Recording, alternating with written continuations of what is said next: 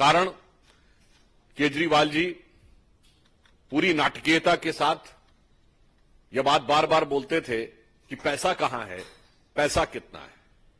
यदि आप आज के सुप्रीम कोर्ट के ऑब्जर्वेशन को देखेंगे तो उसमें सिर्फ जमानत याचिका खारिज नहीं की गई है, बल्कि 338 करोड़ रुपए प्रथम दृष्टया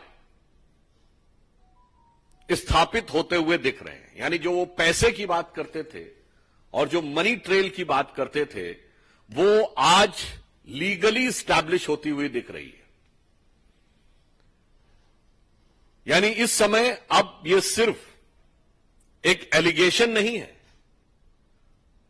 इस ऑब्जर्वेशन के बाद अब ये सिर्फ एलिगेशन नहीं है, अब ये सिर्फ सब्सटेंटिव एलिगेशन भी नहीं है, बल्कि अब इसके अंदर क्वांटिटेटिव सबमिशन भी हो गया है। Means up till now it's not just an allegation, it is neither just a substantive allegation, but now it has come with a quantitative submission of the amount of 338 crores which is money trail is being probed। और अगर हम ये कहें तो ये अब सिर्फ आरोप नहीं है, सिर्फ तथ्यात्मक आरोप नहीं है, इसमें संख्यात्मक स्थिति भी सामने आ गई है। अभी तक वो कहते थे पैसा है कहां। वो जितनी भी बातें करते थे केजरीवाल साहब, तो पैसा मीडिया की रिपोर्ट में नहीं बताया जाता। पैसा जांच एजेंसी बताती है न्यायालय के सामने, और न्यायालय के समक्ष उपस्थित साक्ष्यों के माध्यम से यह पैसा उजागर हो रहा है। अब मुझे लगता है केजरीवाल जी की सरकार को बताना पड़ेगा न्यायालय को कि पैसा कहां है, ये शराब घोटाले का पैसा कहां है। लगता डूब गया है पैसा। वैसे शराब में बहुतों का पैसा डूबता है, उन्होंने दिल्ली की आम जनता की कमाई का पैसा भी डुबोया है, और मुझे लगता है कि वो ऐसे डूबे होंगे कितनी आसानी से इसमें उबरने का चांस नहीं है। जो कहा गया ना कि शराब के लिए कि हजारों घर हैं डूबे बोतलों के बंद पानी में, जो इसमें डूबे वो न उबरे जिंदगानी में। तो I am having serious doubts कि whether they will be able to overcome out of this case of corruption.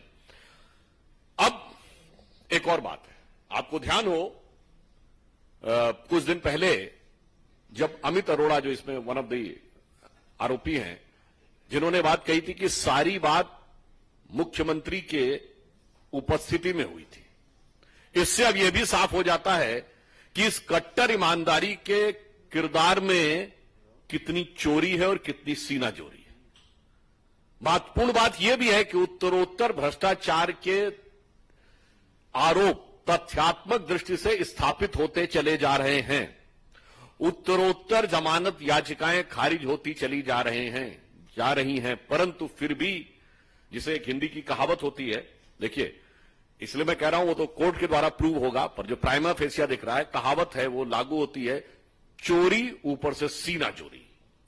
ये इस समय आम आदमी पार्टी के कैरेक्टर में बहुत साफ दिखाई पड़ने लगा है। इसलिए, और मैं तो बल्कि ये कहूंगा कि चोरी और सीना चोरी के साथ साथ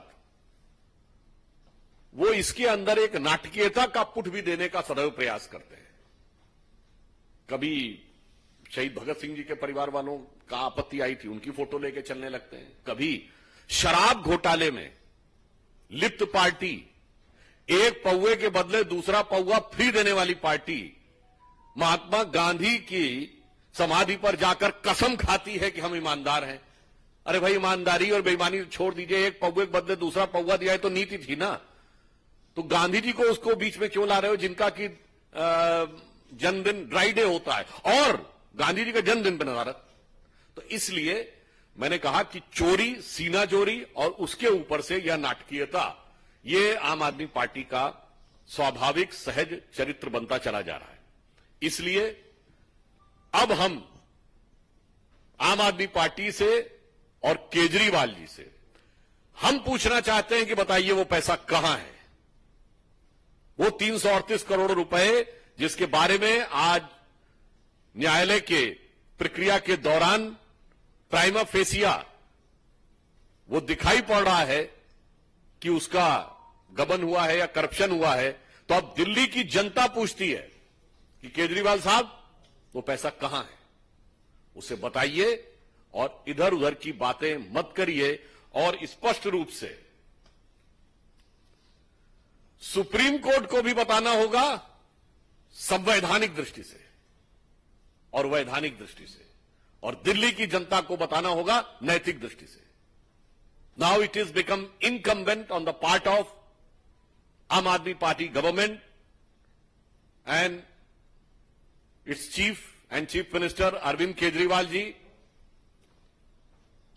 constitutionally and legally to tell the Honorable Supreme Court that where is the money, and morally it is incumbent on their part to tell to common man of Delhi where is the money. धन्यवाद। नमस्कार, मैं हूं मानक गुप्ता।